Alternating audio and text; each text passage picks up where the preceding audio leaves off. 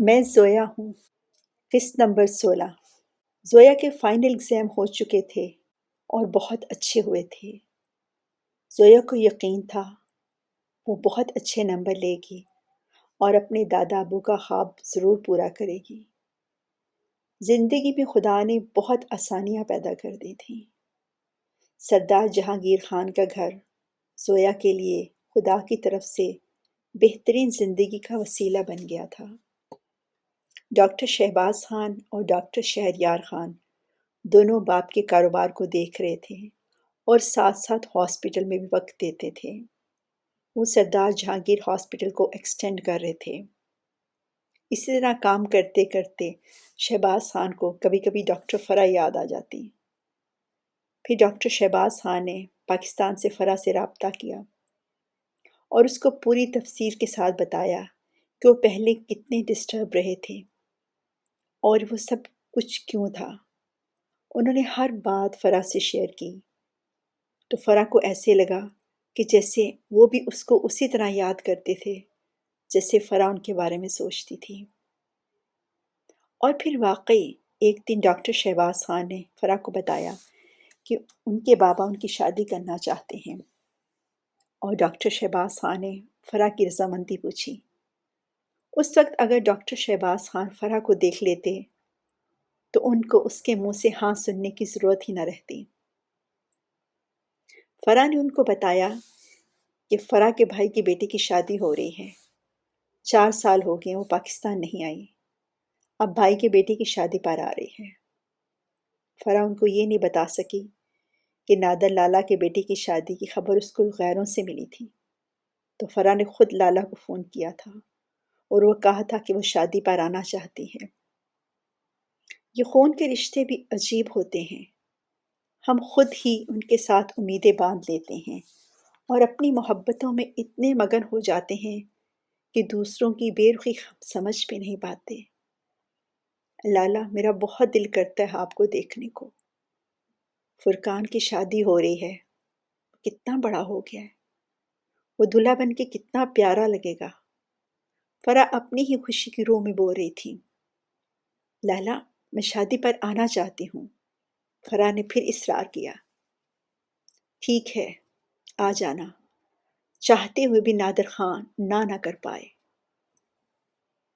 فرح کی عجیب کیفیت تھی، اتنے سالوں بعد وہ اپنے وطن جا رہی تھی جہاں وہ پیدا ہوئی تھی، اس کا بچپن گزرا تھا، جہاں اس نے زندگی کے اتنے خوبصورت پل اپنے پیاروں کے ساتھ گزارے تھے۔ وہ پل جب وہ اپنے ماں باپ کے ساتھ تھی، وہ زندگی کے سب سے خوبصورت اور سب سے قیمتی دن تھے۔ ماں باپ کی محبت کا کوئی بھی نعم البدل نہیں۔ پاکستان جانے کا سوچتے ہی کیا کیا یاد آ گیا۔ ساتھ یہ بھی یاد آ گیا کہ جب آخری بار اپنے ماں باپ سے ملی تھی اور ان کی باتیں کیا تھیں، انہوں نے اس کو بار بار پاکستان آنے سے کیوں سختی سے منع کیا تھا، کیوں کیا تھا، پتہ نہیں کیوں۔ اب تو مدت ہوئی، پاکستان سے کسی کا فون بھی نہیں آتا۔ پہلے بوا ماں نے فون کیا تھا، اب انہوں نے بھی نہیں کیا، پتہ نہیں کہاں ہوں گی۔ خیر، پریشانی کی کیا بات ہے، میں اپنے گھر جا رہی ہوں، اپنے بھائی کے گھر، اپنے والدین کے گھر۔ فرح نے اپنے دل کو تسلی دیتے ہوئے سوچا۔ فرح نے خوشی خوشی بھائی بھابھی اور ان کے تینوں بیٹوں کے لیے بہت اچھے اور قیمتی گفٹ خریدے۔ نئی دلہن اور دلہا کے لیے بہت خوبصورت ڈائمنڈ سوئس واچ کا پیئر خریدا۔ فرح کو ایئرپورٹ پر ڈرائیور لینے آیا تھا۔ اس بات سے فرح کو بہت دکھ ہوا، اتنی عرصے بعد بھی بھائی نے اس کو کوئی اہمیت نہیں دی۔ بڑی سی حویلی کی شان ہی کچھ اور تھی، ساری حویلی بالکل نئے انداز سے بنا دی گئی تھی، صرف جگہ وہ رہ گئی تھی، ورنہ حویلی تو ساری کی ساری بدل گئی تھی۔ لگتا تھا خوب پیسہ لگایا گیا ہے۔ ساری حویلی چمکتے ہوئے سفید ماربل اور گولڈن رنگ میں کسی آرٹسٹ کا خواب لگ رہی تھی۔ حویلی کے آگے بہت سی زمینوں میں بڑے بڑے لان بنے ہوئے تھے، جہاں ہزاروں درخت قطار باندھے کھڑے تھے۔ جیسے وہ فرما بردار مزارے ہوں، اور واقعی بے شمار نوکر بھی اپنے فرما برداری کا اظہار کرتے ہوئے ہاتھ باندھے اور سر جھکائے کھڑے تھے۔ فرا گاڑی سے سارا نظارہ حیران ہو کر دیکھ رہی تھی۔ حویلی اب ایک بہت بڑی حویلی میں تبدیل ہو گئی تھی۔ بڑے بڑے گولڈن گیٹ، گولڈن گرل سے سجی ہوئی دیواریں جن کے اندر فانوس لگے ہوئے تھے۔ اتنا شاندار بھائی کا گھر ہے۔ فرا کو دل سے خوشی ہوئی، مگر بڑے گیٹ پر بھی کوئی استقبال کرنے کے لیے نہیں کھڑا تھا۔ وہاں بھی صرف نوکروں کی فوج تھی۔ پھر ایک نوکر نے فرا کا گوچی کا سوٹ کیس پکڑا اور بڑا بیگ لے کر اس کو اندر بڑھنے کا اشارہ کرتے ہوئے چل پڑا۔ فرا خاموش ان کے ہمراہ چلتی گئی۔ بڑی بڑی راہداریاں بڑی خوبصورتی سے سجائی گئی تھیں۔ دیواروں پر مختلف جانوروں کے سر اور کھالیں لگی ہوئی تھیں۔ فرا سب کچھ حیران نظروں سے دیکھ رہی تھی۔ اس کو لگا وہ کسی بیگانے دیس میں آ گئی ہو۔ بہت سی راہداریوں سے ہو کر اس کو ایک کمرے تک لے جایا گیا۔ یہ آپ کا کمرہ ہے، آپ آرام کریں۔ بڑے سائیں کھانے پر آپ سے ملاقات کریں گے۔ اس کے بیگ کو کمرے کے اندر ایک طرف رکھ کر ملازم چلا گیا۔ فرا اپنے بھائی کے گھر کے اندر اپنے استقبال کے بارے میں سوچنے لگی۔ یہ سب کیا ہے؟ کیا واقعی وہ زبردستی یہاں آ گئی ہے؟ کمرہ بہت بڑا اور بہت خوبصورتی سے سجایا گیا تھا۔ راہداریوں سے چلتے چلتے فرا کو احساس ہو گیا تھا کہ وہ بھی حویلی کے ایک حصے میں ٹھہرائی جا رہی ہیں جو شاید مہمانوں کے لیے بنایا گیا تھا۔ فرا نے فریش ہو کر اپنی قضا نمازیں ادا کی۔ عجیب بات ہے، اس کو ڈر نہیں لگ رہا تھا، بلکہ اب تو دکھ بھی نہیں رہا تھا۔ اتنے سالوں میں نادر لالا نے کب مجھ سے بات کی تھی؟ شاید مجھے آنا ہی نہیں چاہیے تھا، فرا دل ہی دل میں سوچ رہی تھی۔ تھوڑی دیر بعد جب ملازم نے دروازے پر نوک کی اور اطلاع دی کھانا تیار ہے، آپ آ جاؤ۔ فرا جب تیار ہو کر کمرے سے باہر نکلی تو دیکھا ایک کم عمر لڑکی دروازے کے باہر کھڑی ہے۔ سلام بی بی جی، چلیے کھانا تیار ہے۔ فرا کچھ نہیں بولی، صرف سر ہلایا اور اس کے ہمراہ چل پڑی۔ راہداریوں سے چلتے چلتے وہ ایک بڑے کمرے میں پہنچ گئی جس کے سینٹر میں ایک بہت بڑا کھانے کا ٹیبل پڑا تھا جس پر ملازم کھانا رکھ رہے تھے۔ السلام علیکم، فرا نے اندر داخل ہو کر کہا۔ وعلیکم السلام۔ فرا کیسی ہو؟ فرا دیکھتی رہ گئی۔ وہ سرخ و سفید رنگت والی صحت مند خاتون جو سونے کے زیورات سے لدی ہوئی تھی، موٹے موٹے سونے کے کڑوں کے ساتھ چوڑیوں سے بازو بھرے ہوئے تھے، بڑا ہار، چھوٹا ہار، اس کے ساتھ اور ہار، کانوں میں اتنے بھاری بھاری موٹے جھمکے کہ کان لٹکے ہوئے تھے۔ پہچانا؟ میں نادر خان کی بیوی زلیخا ہوں، تمہاری بھرجائی۔ آواز میں بہت غرور تھا۔ آپ کیسی ہیں بھابھی؟ میں آپ کو پہچان نہیں سکی۔ کس طرح کہتی کہ آج سے 4 سال پہلے جب میں یہاں سے گئی تھی تو تب وہ اتنی موٹی نہیں تھی، مگر انداز پہلے جیسا ہی تھا۔ ہاں بھائی، کیوں پہچانو گی تم؟ سنا ہے بڑی ڈاکٹرانی بن گئی ہو۔ آواز میں طنز اسی طرح کا تھا۔ فرا کچھ نہیں بول سکی۔ اس کے کچھ کہنے سے پہلے ہی ایک شور مچ گیا۔ کسی کے زور زور سے بولنے اور لڑنے کی آوازیں آنے لگیں۔ فرا نے مڑ کر دیکھا تو 2 19-20 سال کے لڑکے آپس میں لڑتے جھگڑتے ہوئے آ رہے تھے۔ دونوں کی اٹھان دیکھ کر فرا کو نادر لالا یاد آ گیا۔ ارے بس کرو، گھر میں مہمان آئے ہوئے ہیں، کچھ تو لحاظ کرو، زلیخا زور سے چلائی۔ ہیں مہمان؟ شادی کے مہمان آنا شروع ہو گئے؟ فرا چپ چاپ ان کی طرف دیکھ رہی تھی۔ دونوں کم عمر لڑکوں کا رویہ بہت گستاخانہ تھا اور وہ بڑی خود سری کے انداز میں فرا کو دیکھ رہے تھے۔ اب یہ کون ہے؟ ایک بولا۔ فرحان، یہ تمہاری ادی فرا ہے، لندن سے آئی ہے۔ زلیخا کا لہجہ بہت اکتایا ہوا تھا۔ شکر ہے، یہ تو یاد رکھا، فرا نے دل میں سوچا۔ اچھا، وہ ڈاکٹرانی؟ دوسرا بولا۔ زمان ایسے نہیں بولتے۔ السلام علیکم ادی، کیسی ہو آپ؟ میں بالکل ٹھیک ہوں۔ تم دونوں تو ماشاءاللہ کتنے بڑے ہو گئے ہو۔ فرح ان کے قریب جا کر ان کے سر پر ہاتھ پھیر کر بولی، اصل میں ہم نے آپ کو بہت پہلے دیکھا تھا، اب تو آپ کافی بدل گئی ہیں۔ فرحان بولا، فرقان کی شادی ہو رہی ہے، وہ کہاں ہے؟ فرح کا شروع سے ہی فرقان سے پیار تھا، شاید اس کو میں یاد ہوں گی، دل ہی میں سوچتے ہوئے فرح نے فرقان کے بارے میں پوچھا۔ اچھا دلہا میاں آ رہے ہیں، آج کل ان کی شاپنگ ہی ختم نہیں ہو پا رہی، زمان بولا۔ بھائی شاپنگ کیوں ختم ہو، خیر سے اتنے بڑے جاگیردار کا اکلوتا داماد بننے جا رہا ہے میرا بیٹا، زلیخا کی آواز میں غرور چھلک رہا تھا۔ بس پھر اماں بچ کر رہنا، بیٹا گیا ہاتھ سے، فرحان نے ڈائننگ ٹیبل کے گرد رکھی ہوئی چیئر پر بیٹھتے ہوئے کہا۔ شرارت سے اس کی آنکھیں مسکرا رہی تھیں۔ فرح کو یاد آ گیا، فرحان شروع ہی سے شرارتی تھا۔ فرح مسکرا کر دونوں کی جانب دیکھ رہی تھی۔ یہ کتنے پیارے رشتے ہیں۔ پتہ نہیں کیوں فرح کو وہ سب کچھ بہت اچھا لگ رہا تھا، بالکل نیا، خوبصورت ماحول، بالکل اپنا سا۔ وہ کبھی بھی اس طرح بھائی کے بچوں کے ساتھ مل کر نہ رہ پائی تھی۔ بہت کم فرح کو موقع ملا، مگر فرقان بڑا تھا اور فرح کو اس سے بہت پیار تھا۔ جب کبھی فرح ہاسٹل سے آتی تو اس سے بہت کھیلتی، مانا زلیخا تب بھی پسند نہیں کرتی تھی، پتہ نہیں کیوں۔ زلیخا کو لگتا تھا کہ فرح زیادہ پڑھ کر ان پر اپنی برتری جمانا چاہتی ہے، اسی وجہ سے وہ اپنے بیٹوں کو بھی فرح سے دور رکھنے کی کوشش کرتی۔ صرف فرقان ایسا تھا جو فرح سے آ کے بہت پیار کر لیتا۔ وہ سب سے بڑا تھا اور بچہ محبت کی زبان سمجھتا ہے۔ 4 سال پہلے جب فرح پاکستان سے گئی تھی تو فرحان میٹرک میں تھا۔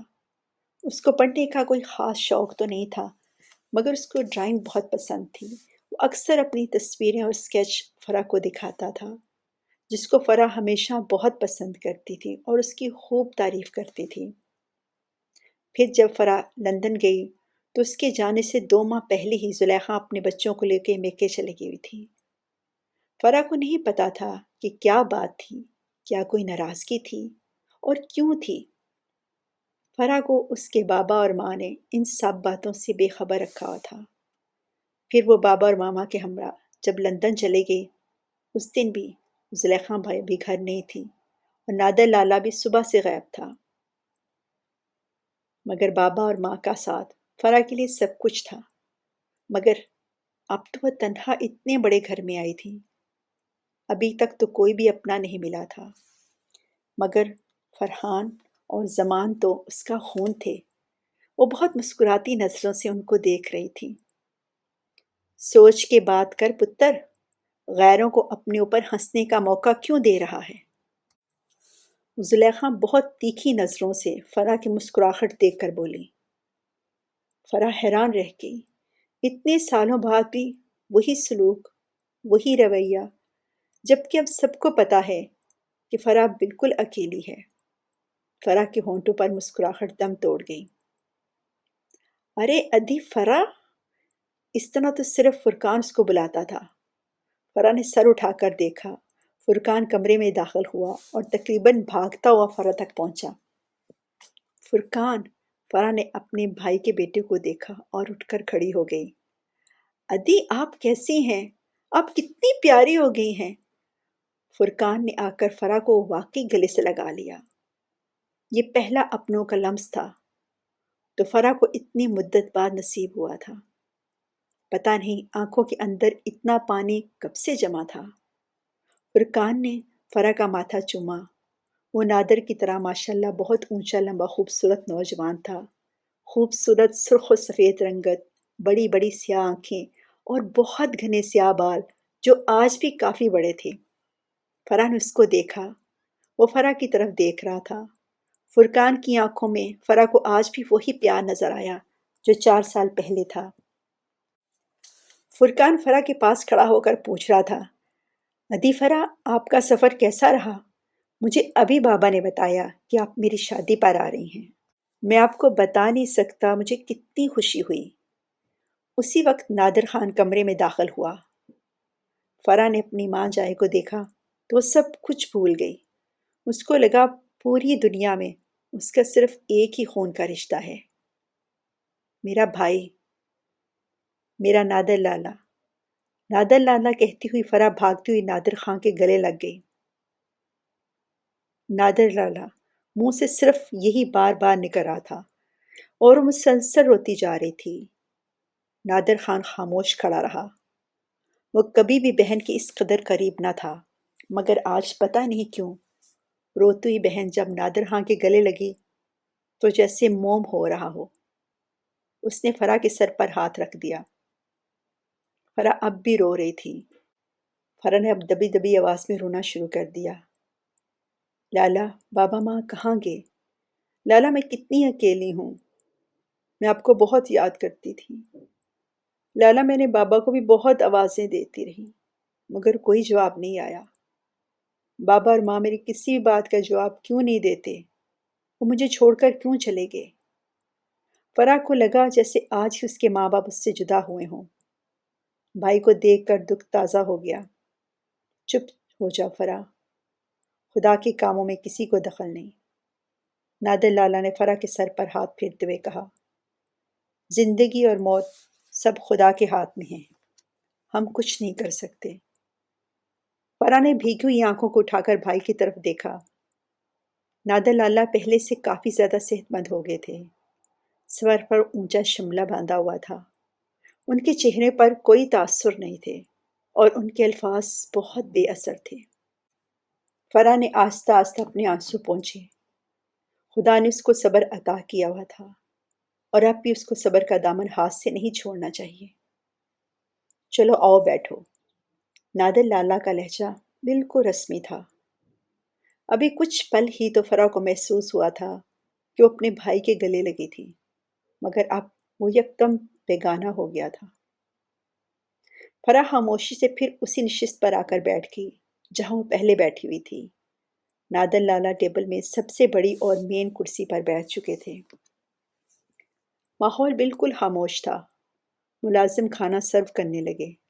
سب اپنے آگے رکھے ہوئے برتنوں سے کھانا نکال کر کھانے لگے۔ فرح کی پلیٹ خالی پڑی ہوئی تھی۔ ادی، یہ بریانی کھائیں، فرقان نے فرح کی پلیٹ میں بریانی ڈالتے ہوئے کہا۔ فرح نے سر جھکا کر آنسو صاف کیے اور پھر دیکھا سب سر جھکا کر کھانے میں مصروف تھے۔ صرف فرقان فرح کے ساتھ والی نشست پر بیٹھا تھا اور فرح کی طرف دیکھ رہا تھا۔ بس اتنی کافی ہے، فرح نے فرقان کو اشارہ کیا۔ پھر فرح بھی چپ چاپ کھانا کھانے لگی، حالانہ اس کی بھوک مر چکی تھی۔ چلو، بابا کی ایک روایت تو لالا نے قائم رکھی ہے۔ کھانا کھاتے وقت ہمیشہ بابا خاموش رہتے تھے اور سب کو تاکید کی تھی کہ کھانا کھاتے وقت باتیں نہیں کرنی۔ بابا کا دسترخوان یاد آ گیا۔ تب تو زیادہ تر فرشی دسترخوان پر بابا کو کھانا پسند تھا، مگر اب تو حالات بدل گئے ہیں۔ فرح نے سوچا، کبھی بھائی نے بابا اور ماں کو یاد کیا ہوگا تو کیا ساتھ میں بھی اس کو یاد آئی ہوں گی؟ فرح نے سر اٹھا کر دیکھا، نادر لالا کسٹرڈ کھا رہا تھا۔ لالا، آپ ابھی تک کھانے سے پہلے میٹھا کھاتے ہیں؟ فرح کی آواز میں پتہ نہیں کیا تھا۔ نادر نے فرح کی طرف دیکھا، جو ایک بالکل بے ساختہ عمل تھا۔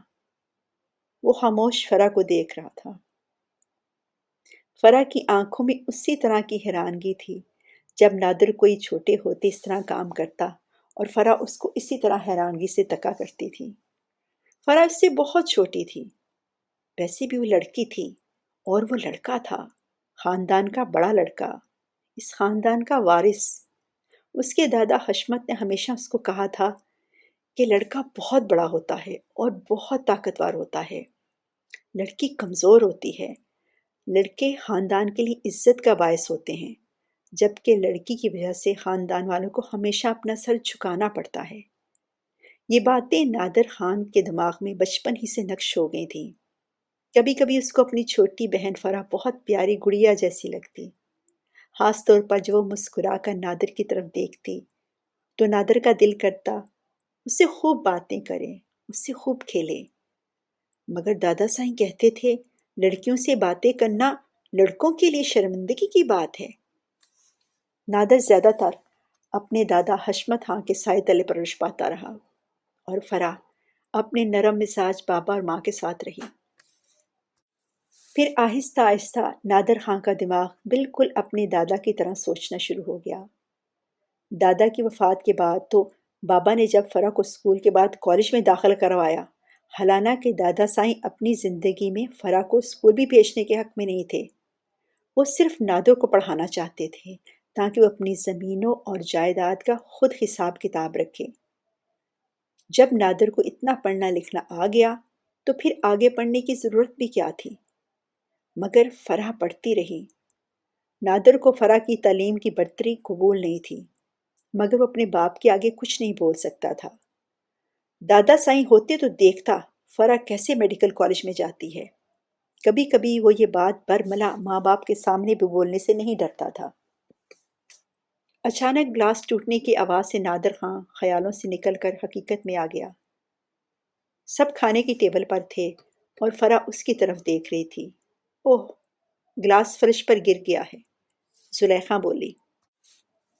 نادر لالا خاموش رہا اور کسٹرڈ کھا کر بریانی اپنی پلیٹ میں ڈال کر کھانے لگا۔ ملازمہ آ کر کانچ کے ٹکڑے اکٹھے کرنے لگی۔ فرح نے سب کو خاموش دیکھ کر ایک بار پھر اپنی توجہ اپنی پلیٹ کی طرف کر لی۔ سب کھانا کھانے کے بعد آہستہ آہستہ ٹیبل سے اٹھ گئے۔ فرح بھی اٹھنے لگی تو نادر بولا، فرح تم بیٹھو، مجھے تم سے بات کرنی ہے۔ جی لالا۔ یہ شاید سب سے بڑا جملہ تھا جو نادر نے فرح سے اب تک بولا تھا۔ کھانے کے بعد روایتی قہوہ ڈائننگ روم میں ایک طرف رکھے ہوئے صوفوں کے ٹیبل پر رکھ دیا گیا۔ آؤ فرح، قہوہ پی لو۔ زلیخا کی آواز یکدم نرم ہو گئی تھی۔ جی بھر جائی، اور فرح اپنی نشست سے کھڑی ہو گئی۔ نادر خان بڑے صوفے پر بیٹھ گیا تھا۔ پہلے سب فرشی دسترخوان پر بیٹھ کر قہوہ پیتے تھے۔ آج روایت تو وہی تھی، مگر اس میں ایک نئی جدت آ گئی تھی۔ جب نادر قہوہ پینے لگا تو فرح نے بھی اپنی پیالی اٹھا لی۔ تمہاری پڑھائی ختم ہو گئی ہے، اب تم کیا کرتی ہو؟ تھوڑی دیر خاموش رہنے کے بعد نادر نے سیدھا سوال کر ڈالا۔ بھائی، اب میں کوئن ہاسپٹل لندن میں کام کر رہی ہوں۔ اب تمہارا ارادہ کیا ہے؟ فرح نے سوالیہ نظروں سے نادر کی طرف دیکھا۔ وہ قہوے پر نظریں جمائے ہوئے تھا۔ بھائی، میری بہت اچھی جاب ہے اور اگلے سال مجھے UK کی نیشنلٹی بھی مل جائے گی۔ تو پھر تم وہاں رہو گی؟ زلیخا کی آواز میں ایک دم خوشی جھلک پڑی۔ ابھی تک تو یہی ارادہ ہے۔ بہت اچھا ارادہ ہے، یہاں کیا ہے؟ زلیخا بولی۔ نادر خان خاموش رہا۔ 3 دن کے بعد شادی کی رسومات شروع ہو جائیں گی اور اگلے ہفتے ختم ہو جائیں گی۔ زلیخا ایسے بتا رہی تھی جیسے پوچھ رہی ہو، تم کب جاؤ گی؟ میری صرف 15 دن کی چھٹی ہے۔ اب کی بار نادر خان نے اس کی طرف دیکھا۔ بھائی، اگر آپ اجازت دیں تو میں بابا اور ماں کو ملنے جا سکتی ہوں؟ ہاں جا سکتی ہو، مگر تم کو پردے میں جانا ہوگا۔ ہمارے ہاں قبرستان عورتوں کا جانا اچھا نہیں سمجھا جاتا۔ بھائی، صرف ایک بار، وہ بھی اگر اجازت دیں تو۔ ٹھیک ہے، میں گھر کی کوئی عورت تمہارے ساتھ بھیج دوں گی۔ نادر خان نے جب زلیخا کی طرف دیکھا تو زلیخا بولی، آپ کا بہت بہت شکریہ۔ فرح کو لگا جیسے وہ کسی غیر سے بات کر رہی ہو۔ اور کوئی بات کرنی ہے؟ نہیں بھائی، مجھے کچھ نہیں چاہیے۔ فرح نے سر جھکا لیا۔ اسی وقت فرقان خان شادی کے کارڈ لے کر آ گیا۔ بابا، شادی کے سارے کارڈ تو بھیج دیے گئے ہیں، کچھ واٹس اپ کر دیے ہیں، مگر آپ کے اصرار پر بہت زیادہ دعوت نامے بنوائے گئے تھے۔ اب دیکھو ادی بھی آ گئی ہے، تو ادی آپ لے لیں۔ فرقان کے چہرے پر خوشی اس کو اور بھی پیارا کر رہی تھی۔ دیکھیں ادی، یہ کیسے بنے ہیں؟ ماشاءاللہ بہت پیارے ہیں۔ فرح نے سنہری حاشیے والے سفید براق کارڈ دیکھے جن پر حویلی کی تصویر بنی ہوئی تھی۔ ادی، اگر آپ نے کسی کو بلانا ہو تو آپ یہ کارڈ لے لیں۔ کیوں بابا؟ خوشی کے مارے فرقان نے خود ہی 3-4 کارڈ فرا کی طرف بڑھا دیے۔ فرا کی کون سی سہیلی یہاں ہے؟ زلیخا بولی۔ نادر لالا، اگر آپ اجازت دیں تو لندن سے میرے ڈاکٹر جو ہاسپٹل میں کام کرتے تھے وہ اسلام آباد آئے ہیں، ان کو شادی پہ بلا لوں؟ لندن ہاسپٹل میں کام کرتے ہیں؟ فرقان بولا۔ جی، وہاں وہ کوئن ہاسپٹل میں کام کرتے ہیں۔ اتنے بڑے ہاسپٹل میں؟ فرقان بولا۔ ضرور بلاؤ، اس طرح کے مہمان تو ہم جیسے وڈیروں کے شایان شان ہوتے ہیں۔ نادر خان کے اندر حشمت خان بول اٹھا۔ فرا نے دل ہی دل میں شکر ادا کیا، ورنہ وہ بہت حیران تھی کہ وہ ڈاکٹر شہباز خان کو کس طرح بلائے۔ ادی، یہ کارڈ آپ رکھ لیں اور واٹس اپ کر دیں، کسی اور کو بلانا ہو تو بھی بتا دیجیے گا۔ فرقان کی مسکراہٹ ابھی تک قائم تھی۔ فرا نے اسی رات ڈاکٹر شہباز خان کو کارڈ واٹس اپ کر دیے۔ فرا کو جیسے کچھ سکون آ گیا ہو۔ نادر لالا سے میں ایسے ہی ڈرتی تھی، وہ تو اتنے اچھے ہیں اور مجھے کچھ بھی نہیں کہا، اور فرقان کتنا پیارا ہے۔ فرا کے ہونٹوں پر مسکراہٹ پھیل گئی۔ مہندی کی رسم کے لیے آگے والے لان میں مہمانوں کے لیے انتظامات کیے گئے تھے۔ سب مہمانوں نے وہاں اکٹھے ہونا تھا اور پھر مہندی لے کر دلہن زینب کے گھر جانا تھا۔ جب ڈرائیور ڈاکٹر شہباز خان اور زویا کو لے کر حویلی میں پہنچا تو ڈاکٹر شہباز خان کو مردانے حصے میں لے جایا گیا، جہاں نادر لالا اپنے بیٹوں کے ہمراہ مہمانوں کا استقبال کر رہے تھے۔ ڈاکٹر شہباز خان کی زبردست پرسنالٹی تھی۔ ان کی تعلیم، ان کی ڈریسنگ، ان کی شخصیت سب سے زیادہ ممتاز نظر آ رہی تھی۔ ان کو دیکھ کر نادر خان بہت خوش ہوا اور بہت خوش دلی سے ان کا استقبال کیا۔ جیسے ان کے بارے میں اس کو پتہ چلا کہ وہ ملک کے مشہور بزنس مین سردار جہانگیر خان کے بڑے بیٹے ہیں اور کوئن ہاسپٹل لندن میں سینئر ہارٹ سرجن ہیں، پھر تو نادر خان نے سارے مہمانوں سے ان کا تعارف بڑے فخر سے کروایا۔ زویا ایک کم عمر ملازمہ کے ہمراہ بڑی سی حویلی میں داخل ہوئی۔ بہت سے لوگ ادھر سے ادھر جا رہے تھے۔ شادی کا گھر تھا اور آج مہندی کی تیاریاں ہو رہی تھیں۔ زویا نے ڈاکٹر شہباز خان کے کہنے کے باوجود بھی ڈاکٹر فرا کی تصویر نہیں دیکھی تھی۔ میں خود ان کو پہچان لوں گی، زویا مسکرا کر بولی۔ تو ڈاکٹر شہباز خان بھی مسکرا دیے۔ بھائی، میں آپ کی پسند جانتی ہوں، آپ بے فکر رہیے، میں خود ان کو پہچانوں گی۔ آپ یہاں آتے ہی شہباز بھائی تو دوسرے حصے میں چلے گئے تھے اور زویا کو عورتوں کے حصے میں لے جایا گیا۔ بڑی بڑی راہداریاں پھولوں سے سجی ہوئی تھیں۔ آخر چلتے چلتے ایک کمرے کے آگے ملازمہ رک گئی۔ زویا کا ریڈ کلر کا سوٹ کیس اس نے دروازے کے قریب رکھ کر دروازہ ناک کیا۔ زویا بہت اشتیاق سے دروازہ کھلنے کا انتظار کرنے لگی۔ جب دروازہ کھلا تو زویا حیران رہ گئی۔ زویا نے وہاں کیا دیکھا، اس کے لیے سنیے اگلی قسط۔